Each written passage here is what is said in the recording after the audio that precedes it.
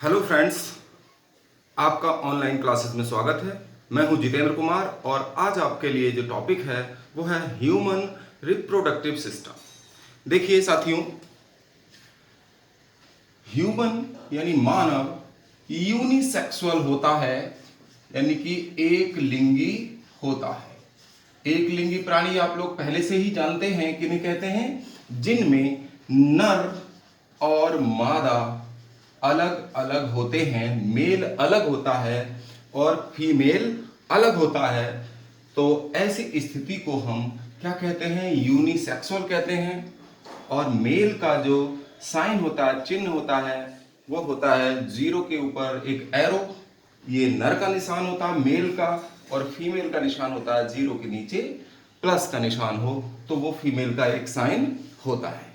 देखिए, ह्यूमन में आप लोगों ने देखा होगा कि ह्यूमन को हम आसानी से पहचान लेते हैं। ह्यूमन में भाई नर यानी कि पुरुष और स्त्री को हम इजीली पहचान सकते हैं, क्योंकि ह्यूमन की जो एक्सटर्नल मॉर्फोलॉजी है, ह्यूमन की एक्सटर्नल मॉर्फोलॉजी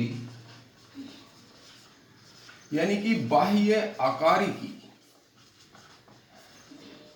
बाह्य आकारिकी कैसे होती है, अलग अलग होती है। इनमें डिफरेंस पाया जाता है, बाह्य आकारिकी में भिन्नता पाई जाती है। इससे हम मेल और फीमेल को अलग अलग डिफाइन कर सकते हैं, आइडेंटिफाई कर सकते हैं आसानी से। इस अवस्था को हम सेक्सुअल डाइमॉर्फिज्म कहते हैं।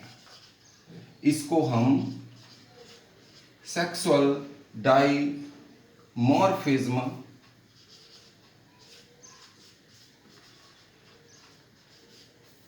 अर्थात लैंगिक द्विरूपता कहते हैं,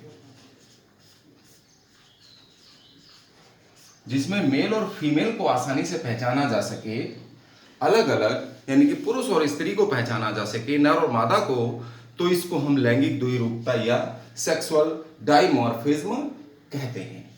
देखिए, आप लोगों को एक और जानकारी है, ये छोटी सी बात है, लेकिन कई बार जो स्टूडेंट्स हैं, जो स्टडी कर रहे होते हैं, उन्हें छोटी छोटी बातें या जो टर्मिनोलॉजी है, शब्दावली है बायोलॉजी की, यही खास होती है। अगर आप टर्मिनोलॉजी को सही से सीख जाएंगे तो निश्चित रूप से बायो बहुत आसान हो जाएगी आप लोगों के लिए। बायोलॉजी बहुत अच्छा लगने लगेगा सब्जेक्ट, और इसको पढ़ने में बहुत आनंद आने लगेगा। देखिए, जो ह्यूमन है ये एक मैच्योर बेबी को बॉर्न करते हैं। ये क्या करते हैं, मैच्योर बेबी को बॉर्न करते हैं, यानी कि एक पूरा वेल डेवलप्ड, जो वेल डेवलप्ड, इसको हम सुविकसित वेल डेवलप्ड शिशु उत्पन्न होता है। जब ये बच्चों को जन्म देते हैं, मानव बच्चों को जन्म देता है, मानव की मादा, तो इनमें इस कंडीशन को क्या कहते हैं, बच्चों को जन्म देना, अंडे नहीं देते, वेल डेवलप्ड शिशु को जन्म देते हैं, तो इसको हम विविपेरी कंडीशन कहते हैं, जरायुजता। हिंदी में क्या कहते हैं, जरायुजता कहते हैं। और जो मेल या फीमेल बच्चे को जन्म देता है उसको विविपेरस या जरायुजी कह देते हैं। तो ये टर्म है, तो मानव विविपेरस होता है, जरायुजी होता है। जो बच्चों को जन्म देते हैं वो जरायुजी यानी विविपेरस कहलाते हैं, और जो अंडे देते हैं, जैसे पक्षी सारे अंडे देते हैं, रेप्टाइल्स अंडे देते हैं, तो उनको हम ओविपेरस या अंडयुजी कह देते हैं। हम लिख देते हैं, चलिए, ओविपेरस या अंडयुजी, जो अंडे देते हैं। भ्रूण का विकास फिर बाद में शरीर के बाहर अंडे में ही इनमें होता है। और यहाँ विविपेरस शरीर के अंदर ही गर्भाशय में वेल डेवलप्ड एम्ब्रायो डेवलप हो जाता है, और फिर एक वेल डेवलप्ड बेबी बॉर्न होता है। अब आते हैं, देखिए, नर जनन अंग की ओर। देखिए, अब आता है मेल अर्थात नर जनन तंत्र। मानव में जो नर जनन तंत्र होता है वो देखिए किस प्रकार होता है। तो मानव के नर जनन तंत्र में प्राइमरी सेक्स ऑर्गन्स पाए जाते हैं। जो प्राथमिक लिंग तंत्र होता है, लिंग अंग होते हैं, लैंगिक अंग, उनको हम गोनड्स कहते हैं, जिनको हिंदी में जनद कहा जाता है। और जनद जो है नर में होता है टेस्टिस, जिसे हम वृषण कहते हैं। और मादा में जो जनद होते हैं उन्हें हम ओवरी या अंडाशय कहा जाता है। तो जो जनद हैं, ये जनद प्राइमरी सेक्स ऑर्गन्स कहलाते हैं। मेल और फीमेल में अलग अलग होते हैं। मेल के जनद को हम टेस्टिस कहते हैं अर्थात वृषण, और मादा के जनद को हम ओवरी या अंडाशय कहते हैं। अब देखिए जो अंडाशय, ये जो मानव के ये जो ब्रेन है, ह्यूमन ब्रेन, इसके हाइपोथैलेमस भाग में एक पिट्यूटरी ग्लैंड होती है जिसे मास्टर ग्लैंड कहते हैं। पिट्यूटरी ग्लैंड या मास्टर ग्लैंड, मास्टर ग्रंथि भी इसको कहा जाता है, पीयूष ग्रंथि को, जो अग्र मस्तिष्क के सेरेब्रम के हाइपोथैलेमस भाग में लटकी रहती है। और इससे एक हार्मोन निकलता है जिसका नाम है गोनेडोट्रोपिन हार्मोन। इससे गोनेडोट्रोपिक हार्मोन साबित होता है, सेक्रेट होता है। और ये गोनेडोट्रोपिक हार्मोन जो है, ये गोनेड्स की ग्रोथ को, ये जो गोनेड्स है जनद की वृद्धि करता है और डेवलपमेंट में सहायता करता है। ग्रोथ एंड डेवलपमेंट के लिए ये हार्मोन उत्तरदायी होता है। तो कौन सा हार्मोन है पीयूष ग्रंथि से निकलने वाला? Gonadotropin hormone. गोनेडोट्रोपिन थोड़ा गलत लिख दिया गया है, TROPIN, गोनेडोट्रोपिन, ध्यान रखना। तो गोनेडोट्रोपिन हार्मोन जनद यानी गोनेड्स की ग्रोथ और डेवलपमेंट के लिए रेस्पॉन्सिबल होता है। अब देखिएगा मेल गोनेड्स, मेल में जो गोनेड्स होते हैं वो होते हैं टेस्टिस अर्थात वृषण, जो अभी आप लोगों को बताया गया है। यहां मेल में गोनेड्स होगा, टेस्टिस, और टेस्टिस से क्या बनते हैं? स्पर्म बनते हैं, यानी कि शुक्राणुओं का निर्माण होता है टेस्टिस के अंदर। इसके अलावा जो मादा में होता है, अगर मादा का गोनेड्स देखें, हम साथ साथ बताते चल रहे हैं, मादा में जो गोनेड होगा उसको हम ओवरी कहेंगे, अंडाशय, और इस अंडाशय से ओवम बनेगा। मियोसिस के फलस्वरूप ही ये बनते हैं ओवम, जिसको हम अंडाणु कहते हैं। अब आते हैं, देखिए, सेकेंडरी सेक्स ऑर्गन्स। ये हुआ प्राइमरी, सेकेंडरी सेक्स ऑर्गन्स यानी कि द्वितीयक लैंगिक अंग। तो द्वितीयक जो अंग होते हैं, जनन अंग, द्वितीयक जनन अंग, ये होते हैं मेल में और फीमेल में अलग अलग होते हैं। मेल में होते हैं प्रोस्टेट ग्लैंड, प्रोस्टेट ग्रंथि, सेमिनल वेसिकल यानी शुक्राशय, ये प्रोस्टेट ग्रंथि, शुक्राशय, और तीसरा होता है वेस डिफरेंस,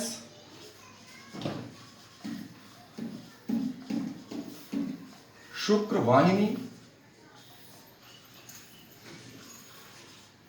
इसकी स्ट्रक्चर आगे बता रहे हैं, पहले समझ लीजिए इनको। द्वितीयक अंग है और फोर्थ होता है पेनिस अर्थात शिश्न। ये मेल में सेकेंडरी ऑर्गन्स होते हैं टेस्टिस के अलावा। टेस्टिस प्राइमरी ऑर्गन है, यानी कि प्राइमरी सेक्स ऑर्गन है, और सेकेंडरी ऑर्गन है प्रोस्टेट ग्लैंड, सेमिनल वेसिकल, वेस डिफरेंस और पेनिस। ऐसे ही ओवरी में भी जो सेकेंडरी सेक्स ऑर्गन्स होते हैं, अगर हम फीमेल में देखें, इसके साथ साथ ही देखते चलिएगा, थोड़ी जानकारी और हो जाएगी आगे। तो फीमेल में जो फीमेल रिप्रोडक्टिव ऑर्गन जब पढ़ाएंगे तो इसमें आगे को तो बताएंगे ही, लेकिन साथ साथ देखिएगा इसमें सेकेंडरी कौन कौन से होते हैं। ओविडक्ट या फैलोपियन, इसको अंडवाहिनी भी कह देते हैं, अंडवाहिनी, और इसको फैलोपियन ट्यूब भी कहा जाता है, फैलोपियन नलिका। देखिए फीमेल में फैलोपियन ट्यूब हो गया, यूटेरस, गर्भाशय,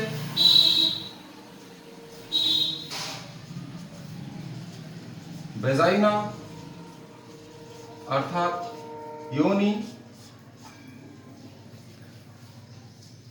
ये जो हैं,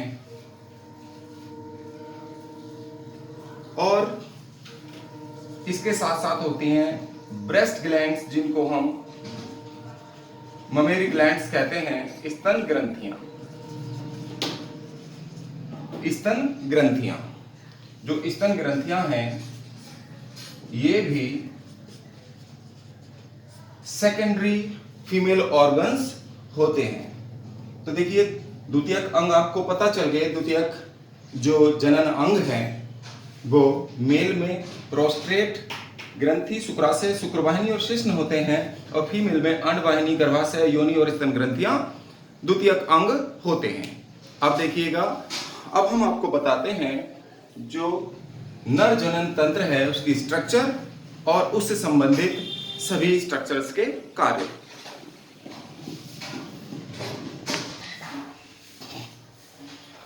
अब आता है मानव का नर जनन तंत्र। देखिए मानव के नर जनन तंत्र में हम देखिए यहां से किडनी से शुरुआत करते हैं।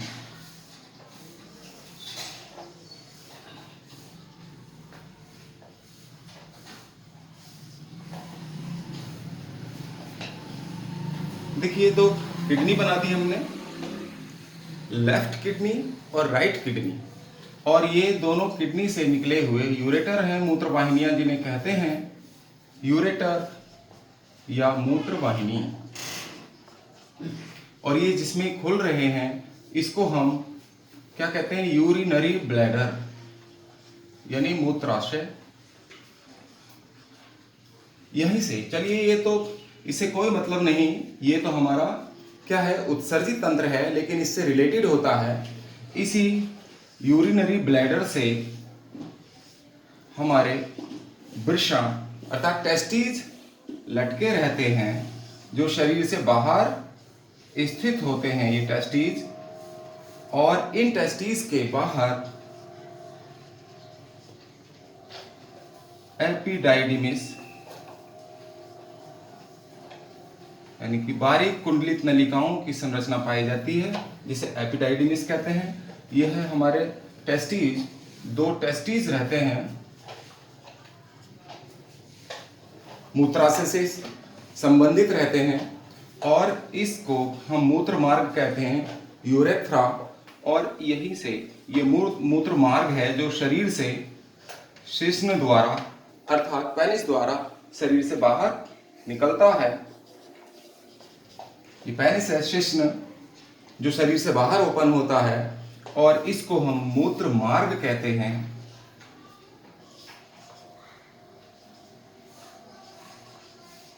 यूरेथ्रा अर्थात मूत्र मार्ग।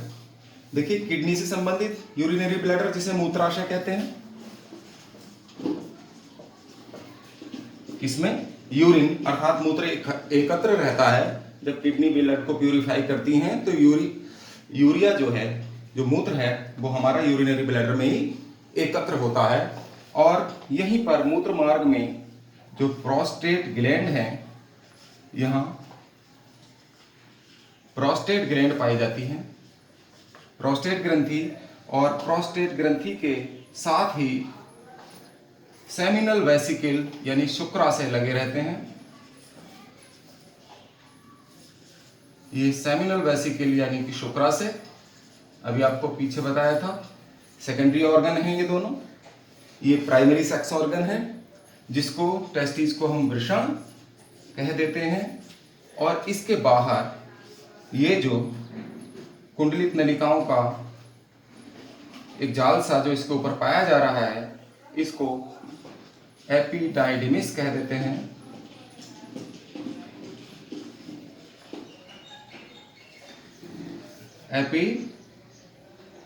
एपिडिडिमिस या एपिडाइडिमिस इसका नाम हो जाता है। और जो टेस्टिस से जो पतली नलिकाएं निकल रही हैं, इनको हम वेस डिफरेंस या शुक्रवाहिनी कहते हैं। इनको हम शुक्रवाहिनियां कहते हैं। और देखिए जो पूरा वृषण है, जो हमारा कंप्लीट वृषण है, एक कोष के अंदर ये बंद रहता है। जिस कोष के अंदर ये वृषण बंद रहता है, इसको हम स्क्रोटल सैक कहते हैं। स्क्रोटल सैक, या इसको हिंदी में वृषण कोष कहते हैं। और जो टेस्टिस है, टेस्टिस का जो वजन है लगभग 20 से 25 ग्राम होता है। प्रत्येक टेस्टिस का जो भार है वो 20 से 25 ग्राम होगा, और इसकी जो लेंथ है, इसकी जो लंबाई है वो 4 से 5 सेंटीमीटर होती है। इसको ध्यान रखिएगा, इसकी लंबाई टेस्टिस की कितनी होती है? 4 से 5 सेंटीमीटर होती है। और ये जो वृषण कोष है, इसको हम स्क्रोटल सैक कह रहे हैं। ये थर्मो रेगुलेटर का काम करता है। वृषण कोष किसका काम करते हैं? थर्मो रेगुलेटर का। ये थर्मो रेगुलेटर का काम करते हैं। थर्मो रेगुलेटर का काम ये है कि ये शरीर से बाहर स्थित होते हैं वृषण कोष, और शरीर के अंदर के तापमान से 2 डिग्री सेल्सियस तापमान वृषणों का कम रखते हैं। यानी टेस्टिस का तापमान कितना कम रखेंगे? 2 डिग्री सेल्सियस शरीर के तापमान से कम रखने का काम करते हैं। और जो एक बात और इसमें स्क्रोटल सैक में आती है, ये एक पतली मेम्ब्रेन द्वारा जुड़ा रहता है। उदर गुहा से, एब्डोमिनल पार्ट से एक नैरो ट्यूब से जुड़ा रहता है, और उस नैरो ट्यूब यानी पतली नली से जुड़ा रहता है, और उस पतली नली को हम इनगुइनल कहते हैं। इस पतली नली का नाम है इनगुइनल कैनल या इनगुइनल ट्यूब। जिस पतली ट्यूब से ये स्क्रोटल सैक एब्डोमिनल कैविटी से अटैच रहता है, अर्थात उदर गुहा से जुड़ा रहता है, उस पतली नलिका को हम इनगुइनल कैनल कहते हैं। और इनगुइनल जो कैनल है कभी कभी साइज में बढ़ जाती है, और जब ये जो शरीर से बाहर निकलते हैं या उभरते हैं, उभार आता है, तो इनगुइनल कैनल बंद हो जाती है। कई बार ये अगर बंद नहीं हो पाती है, इसमें एबनॉर्मलिटी आ जाती है, तो ये साइज में इनगुइनल कैनल बढ़ जाती है, साइज में इंक्रीज हो जाएगी ये। और साइज में इंक्रीज होने से एक प्रॉब्लम हो जाती है जिसको हम इनगुइनल हर्निया कहते हैं।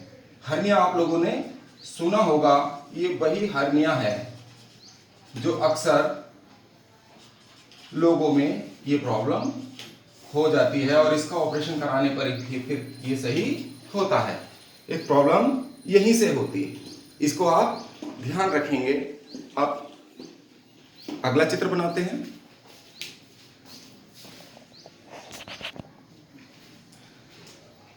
देखिए, प्रत्येक टेस्टिस यानी कि प्रत्येक जो वृषण है वो सेमिनिफेरस ट्यूबल्स का बना होता है। ये बात समझ लेंगे। प्रत्येक टेस्टिस सेमिनिफेरस ट्यूबल्स का बना होता है और शुक्रवाहिनी नलिकाओं का बना होता है। इसको देखेंगे, हम एक वृषण की संरचना बना रहे हैं। ये टेस्टिस है और इसका जो निर्माण है क्या है, सेमिनिफेरस ट्यूबल्स से होता है। बहुत आसान है।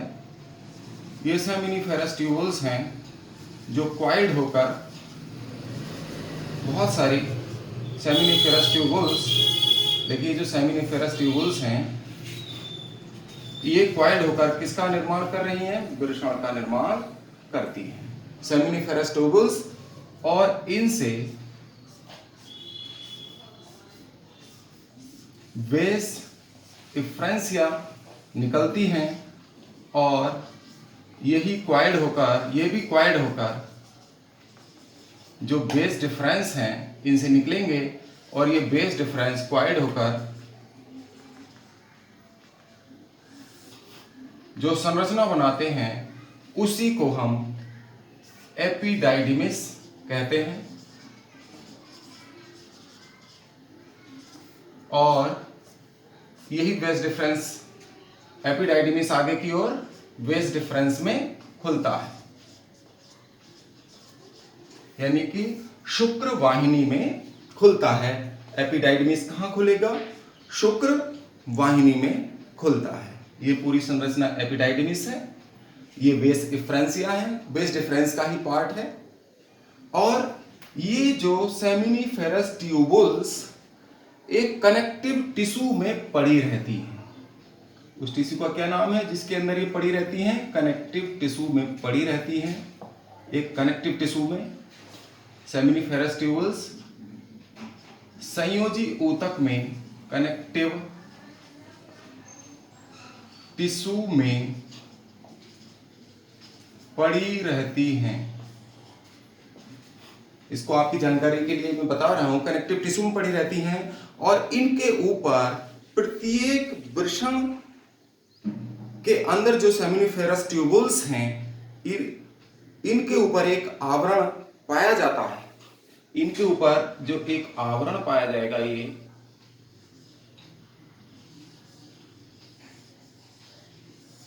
इस आवरण को सेमिनिफेरस ट्यूबल्स के ऊपर, ये तो कनेक्टिव टिश्यू में डूबी हुई हैं और इनके ऊपर फिर एक बहुत पतला आवरण पाया जाता है जिसको ट्यूनिका अल्बुजिनिया कहते हैं। ये सफेद रंग का आवरण होता है, ट्यूनिका अल्बुजिनिया कहते हैं। इस आवरण को हम ट्यूनिका अल्बुजिनिया कहते हैं। और इस आवरण के अंदर लेडिक सेल्स पाई जाती हैं। लेडिक सेल्स, लेडिक की स्पेलिंग थोड़ा मिस्टेक हो गई है, लेडिक सेल्स यानी लेडिक कोशिकाएं इसके अंदर पाई जाती हैं और इनको हम इंटरस्टिशियल सेल्स भी कहते हैं। इनको हम और क्या कहते हैं, इंटरस्टिशियल सेल्स भी कहा जाता है, अर्थात अंतराली कोशाएं। अंतराली कोशाएं भी इनको हम लेडिक सेल्स को कहते हैं। ये कहां पाए जाएंगी, जो सेमिनिफेरस ट्यूबल्स से पूरे वृषण का निर्माण हुआ क्वाइल्ड होकर, तो इनके ऊपर जो आवरण होगा उसको हम ट्यूनिका अल्बुजिनिया कहेंगे और इनके अंदर क्या पाए जाएंगे, लेडिक सेल्स या इंटरस्टिशियल सेल पाई जाएंगी, जिनसे नर हार्मोन निकलता है, मेल हार्मोन निकलता है, जो लैंगिक लक्षणों के विकास को प्रेरित करता है। चलिए, ये तो हुआ बात। और ये जो संपूर्ण वृषण है, ये जो कंप्लीट जो वृषण है सेमिनिफेरस ट्यूबुल्स से ही बना होता है। ये आप लोगों को हम बता रहे हैं, बार बार बता रहे हैं, इसको ध्यान रखिएगा। अब आप आगे को देखते हैं, दूसरी तरफ चलते हैं। सेमिनिफेरस ट्यूबुल्स जो हैं, ये क्वाइल्ड होकर पूरे वृषण का निर्माण कर रही हैं, तो इनके ऊपर एक आवरण और होता है। इन सेमिनिफेरस ट्यूबुल्स है, जैसे मान लीजिए ये ट्यूबुल है, ये पतली ट्यूबुल है जो क्वाइल्ड हुई है, तो इनके ऊपर, ट्यूबुल्स के ऊपर भी एक परत पाई जाती है। इन ट्यूबुल्स के ऊपर भी एक परत पाई जाती है, या एक बहुत पतला आवरण पाया जाता है। उस आवरण को हम ट्यूनिका प्रोप्रिया कहते हैं। उस आवरण का नाम क्या है, ट्यूनिका प्रोप्रिया। देखिए, ये पूरी जो कॉइल है, इसके ऊपर आवरण को क्या कहते हैं, ट्यूनिका अल्बुजिनिया। और जो इस ट्यूबिल के ऊपर, ये जो ट्यूब है, ट्यूब के ऊपर जो पतली झिल्ली है, उसको हम ट्यूनिका प्रोप्रिया कहते हैं। और इसके अंदर जर्मिनल एपिथेलियम बनती है। जर्मिनल एपिथेलियम होती है इसके अंदर, यानी कि जनन एपिथेलियम, जिसको हिंदी में क्या कहेंगे, जनन एपिथेलियम। एपिथेलियम अंदर की जो आंतरिक त्वचा होती है, उसको हम एपिथेलियम कहते हैं। और इस एपिथेलियम से विभाजन द्वारा स्पर्मेटोगोनिया बनती है। इससे क्या बनेंगी, विभाजन द्वारा इसमें डिवीजन होंगे, और विभाजन द्वारा स्पर्मेटोगोनिया बनती हैं। और स्पर्मेटोगोनिया क्या होती है, स्पर्म की मदर सेल होती है। स्पर्म की मदर सेल को हम स्पर्मेटोगोनिया कहते हैं। और इनसे स्पर्म बन जाते हैं, अर्थात शुक्राणुओं का निर्माण हो जाता है। और इस पूरी प्रोसेस को हम स्पर्मेटोजेनेसिस कहते हैं। इस पूरी प्रोसेस को क्या कहेंगे, स्पर्मेटोजेनेसिस। स्पर्मेटोजेनेसिस का मतलब है शुक्र जनन। शुक्र जनन, तो यही है शुक्र जनन। जो जर्मिनल एपिथेलियम कहां पाई जाएंगी, सेमिनिफेरस ट्यूबल्स। और सेमिनिफेरस ट्यूबल्स के ऊपर एक परत होती है जिसको ट्यूनिका प्रोपिया कहते हैं। और इसके अंदर क्या होती है, जर्मिनल एपिथेलियम होती है, जो विभाजन द्वारा स्पर्मेटोगोनिया बनाती हैं। और यही स्पर्मेटोगोनिया स्पर्म बनाती हैं। और इस प्रोसेस को हम शुक्र जनन या स्पर्मेटोजेनेसिस कहते हैं। इसके अलावा देखिएगा, इन सेमिनिफेरस ट्यूबुल्स में, ये जो सेमिनिफेरस ट्यूबुल्स हैं, इनके अंदर सर्टोली की कोशिकाएं भी पाई जाती हैं। लेडिक सेल्स भी पाई जाएंगी, और सर्टोली की कोशिकाएं भी इसके अंदर पाई जाती हैं। सर्टोली कोशिकाएं, और सर्टोली कोशिकाओं के अंदर के ऊपर ये जो स्पर्म हैं, अपना सिर के द्वारा इसमें धंसे रहते हैं या अटैच रहते हैं। स्पर्म सर्टोली की कोशिकाओं में ही सिर की तरफ से जुड़े रहते हैं। इस बात ध्यान रखना, ये सवाल भी बहुत बार पूछा जाता है कि सर्टोली की कोशिकाएं कहाँ पाई जाती हैं। सर्टोली कोशिका, सर्टोली कोशा या कोशिकाएं। और लेडिक सेल्स के बारे में पूछा जाता है कि लेडिक सेल्स कहाँ पाई जाती हैं। जनरली ये सवाल आ जाते हैं, ये दोनों सवाल बहुत बार पूछे गए हैं कंपटीशंस में। अब देखिए, आगे चलते हैं।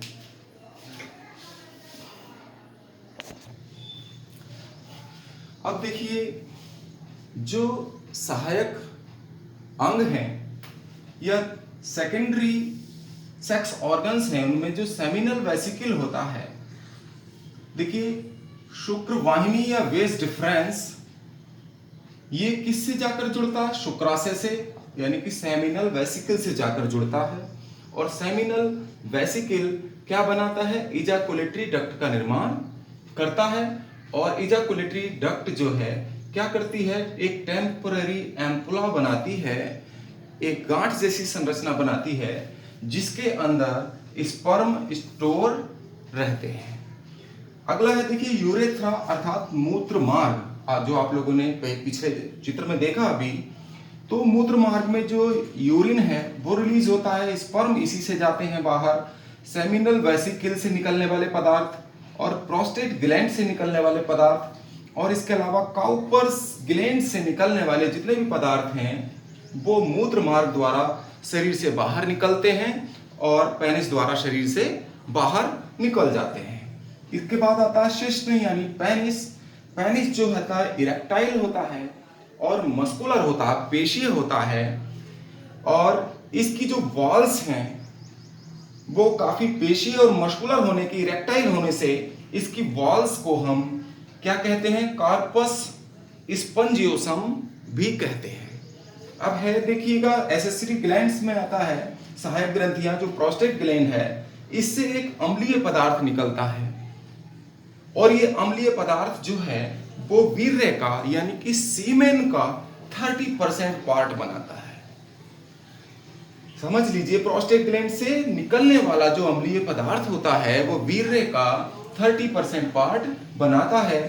और काउपर्स ग्लैंड जो प्रोस्टेट के ठीक पीछे स्थित होती हैं, ये सवाल भी आता है, सर्टोली की कोशिकाएं, लेडिग सेल्स और काउपर्स ग्लैंड्स ये तीनों ही वृषण में स्थित होती हैं। इनको ध्यान रखिएगा, नोट कर लीजिएगा। कौन कौन? लेडिग सेल्स, काउपर्स ग्लैंड और सर्टोली की कोशिकाएं, ये सब वृषण में ही स्थित होती हैं, टेस्टिस में पाई जाती हैं।